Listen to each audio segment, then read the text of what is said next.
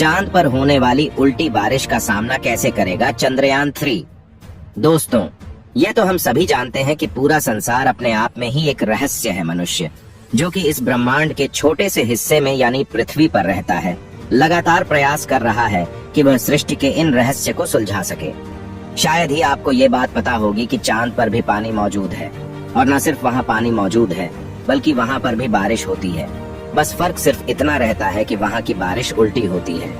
अब यह सुनने में आपको भले ही थोड़ा अजीब लग रहा होगा, लेकिन यही सच है। अब इसके पीछे का कारण क्या है और कैसे चांद पर पानी की खोज की गई, ये सब जानकारी आपको देंगे। साथ ही ये भी बताएंगे आपको कि आखिर कैसे नासा अपने यान को चंद्रमा पर 4 दिन के अंदर पहुंचा देता है। इसरो ऐसा क्यों नहीं कर सकता? इसरो क्यों 4 दिन के बजाय 42 दिन लेता है?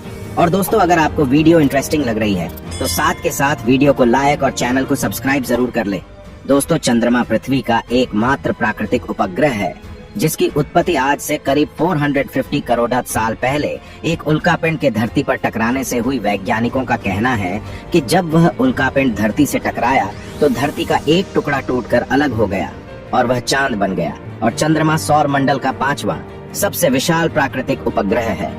दोस्तों, अगर बात करें अन्य ग्रहों की तो सारे ही देशों की स्पेस एजेंसी इस बात का साक्ष्य ढूंढने की कोशिश कर रही है कि क्या अंतरिक्ष में कहीं और भी ऐसी अनुकूल स्थितियां मौजूद हैं जो कि जीवन की स्थापना में मदद कर सके।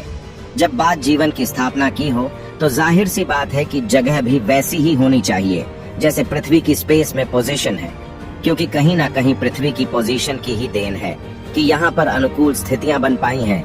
इसी वजह से नेचुरल सैटेलाइट यानी कि चंद्रमा पर शुरू हुई सबसे पहले चंद्रमा पर मिशन प्लान करने वाला स्पेस सेंटर नासा था। एक बात जो सबको सोचने पर मजबूर करती है वो ये कि चांद से धरती की दूरी 3.83 लाख किलोमीटर है। ये दूरी सिर्फ 4 दिन में पूरी हो सकती है, लेकिन क्यों उसे धरती के चारों तरफ चक्कर लगाने के लिए छोड़ दिया जाता है? क्या इसके पीछे कोई खास वजह है? तो दोस्तों, इसकी 2 वजह है। पहली बात तो ये धरती के चारों तरफ घुमाकर अंतरिक्ष यान को गहरे अंतरिक्ष में भेजने की प्रक्रिया सस्ती पड़ती है।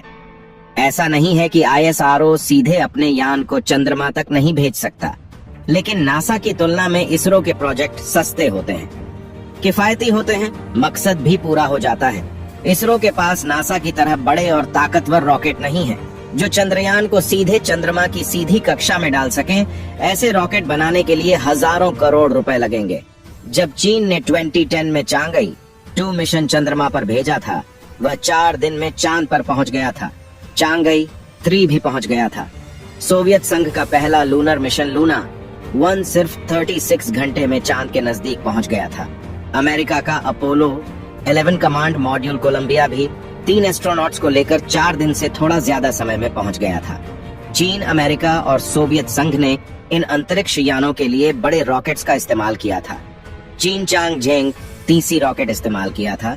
इस मिशन की लागत थी 1026 करोड़ रुपए। स्पेसएक्स के फॉल्कन 9 रॉकेट की लॉन्चिंग की कीमत 550 करोड़ से लेकर 1000 करोड़ तक होती है, जबकि इसरो के रॉकेट की लॉन्चिंग कीमत 150 से 450 करोड़ तक ही होती है।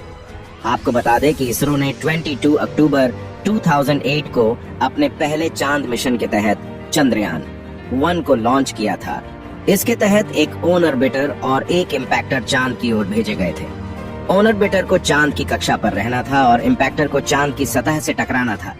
चंद्रयान 1.8 नवंबर 2008 को चांद की कक्षा में पहुंचा था। इस मिशन की लाइफ 2 साल थी। इस पूरे प्रोजेक्ट की लागत 386 करोड़ रुपए थी। करीब 22 दिन बाद 14 नवंबर 2008 को चांद से 102 किलोमीटर ऊपर चक्कर लगा रहे चंद्रयान 1 से मून इम्पैक्ट प्रोब से अलग हुआ। वह तेजी से चांद की सतह की तरफ जा रहा था। MIP को 25 मिनट लगे चांद की सतह पर गिरने में। वह 6100 किलोमीटर प्रति घंटा की रफ्तार यानी 1.69 किलोमीटर प्रति सेकंड की गति से चांद की सतह से टकराया था। इस टकराव से मून इम्पैक्ट प्रोब पूरी तरह से ध्वस्त हो गया, लेकिन उससे पहले मून इम्पैक्ट प्रोब ने वह काम कर दिया जिसने इतिहास बना दिया, यानी कि इस मिशन ने ही चांद पर पानी की खोज की थी। चांद पर पानी कहां से आया, इसे लेकर अलग अलग मत हैं, लेकिन अब एक स्टडी में कहा गया है कि चांद पर पानी पृथ्वी से ही पहुंचा है। इस स्टडी में कहा गया है कि हो सकता है कि अरबों सालों से चंद्रमा पृथ्वी के वायुमंडल से ही पानी अपने क्रेटरों में बर्फ के रूप में जमा कर रहा है। चांद पर पत्थरों के नीचे बर्फ के नीचे पानी दबा हुआ है। वैज्ञानिकों का मानना है कि भविष्य में जब इंसान चांद पर कॉलोनी बनाएंगे तो ये बर्फ ही उनके लिए पानी का स्रोत रहेगा। चांद के ध्रुवीय इलाकों पर क्रेटर में बर्फ का पता कई सैटेलाइट ने लगाया है, जहां का तापमान -214 डिग्री सेल्सियस है। हालांकि सौर हवाएं यहां तक पहुंचती हैं जो इसे अणु स्तर पर तोड़ सकती हैं। इसीलिए वैज्ञानिक इस बात का पता लगा रहे हैं कि करोड़ों साल से ये बर्फ कैसे बची हुई है। यूनिवर्सिटी ऑफ अलास्का फेयरबैंक्स ने अपने शोध में कहा है कि पानी बनाने वाले आयन को चंद्रमा खींचता है, क्योंकि ये पृथ्वी के मैग्नेटोस्फीयर के हिस्से से होकर गुजरता है। चंद्रमा पर पानी को लेकर एक और थ्योरी के रूप में ये शोध जुड़ गया है। टीम ने अनुमान लगाया है कि चंद्रमा पर 840 क्यूबिक मील सतह पर पानी है, जो पृथ्वी के वायुमंडल से निकलकर वहां पहुंचा है। दोस्तों, जब अंतरिक्ष में मौजूद उल्कापिंड आकर चंद्रमा की सतह से टकराते हैं तो चंद्रमा की सतह में एक भारी गड्ढा हो जाता है और साथ ही अच्छा खासा वाइब्रेशन डेवलप हो जाता है। यह वाइब्रेशन असल में इतना पावरफुल होता है कि इससे सतह के नीचे उपस्थित पानी के पार्टिकल्स में बहुत ज्यादा अमाउंट में एनर्जी ट्रांसफर हो जाती है, जिसके कारण पानी सतह से बाहर की ओर स्कीप कर जाता है। चंद्रमा के पास पृथ्वी के जैसा कोई वायुमंडल तो मौजूद नहीं होता जो इस उल्कापिंड को टकराने से पहले ही जलाकर राख कर दे। वैसे ही जब पानी सतह पर आ जाता है तो चंद्रमा का ग्रेविटेशनल फोर्स इतना ताकतवर नहीं होता कि वह इस पानी को सतह पर ही रोक सके, जिसकी वजह से यह पानी अंतरिक्ष की ओर उड़ने लगता है। देखने में यह बिल्कुल ऐसा लगता है जैसे बारिश उल्टी हो रही है, यानी सतह से आसमान की ओर। लेकिन असल में वे ग्रेविटेशनल फोर्स के कम होने के कारण एक प्रक्रिया है। इस तरह से चंद्रमा की सतह पर पानी होने के इशू को जस्टिफाई किया गया और इसके लिए इसरो ने दुनिया भर के स्पेस ऑर्गेनाइजेशन और वैज्ञानिकों द्वारा बहुत एप्रिसिएशन गेन किया। इसरो ने दुनिया को चंद्रमा के बारे में एक ऐसा तथ्य बताया जो कि इंसानी जीवन को स्थापित करने के लिए सबसे ज्यादा जरूरी था। इसके बाद से लगातार कई सारे देश इस रिसर्च को आगे रिन्यू करने के लिए अलग अलग योजनाएं बनाते रहते हैं, लेकिन इसरो ने यह खोज करके दुनिया भर में अपना लोहा मनवाया है। वैसे दोस्तों, क्या आपको लगता है कि हम इंसान कभी चांद पर जाकर सेटल हो पाएंगे?